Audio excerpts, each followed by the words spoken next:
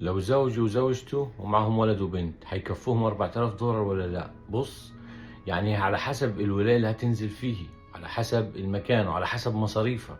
بس انا دايما وابدا مع فضل انه الاسرة تجيب يعني فلوس على قد ما تقدر معاه. لو هيستلف سلف المهم يتصرف عشان لما يجي هنا ما يتعبش.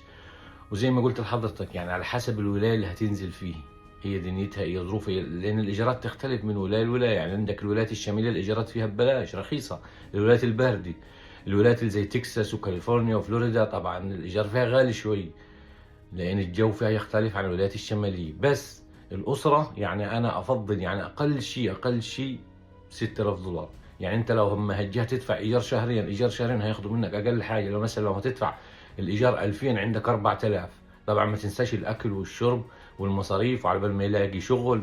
يعني 6000 7000، اقل شيء $7000 يعني اقل شيء المفترض. وانا معقول دايما 10، بس انا حاسس انه 10 مبلغ كبير على الناس. بس ممكن لو $7000 يمشي الحال، لانك هتدفع ايجار شهريا واكل وشرب ومصاريف وعلى بال ما يلاقي شغل عشان ما يتبهدلوش هو ولا اسرته. لو عازب الوضع معاه سهل، لكن الاسره الوضع يختلف.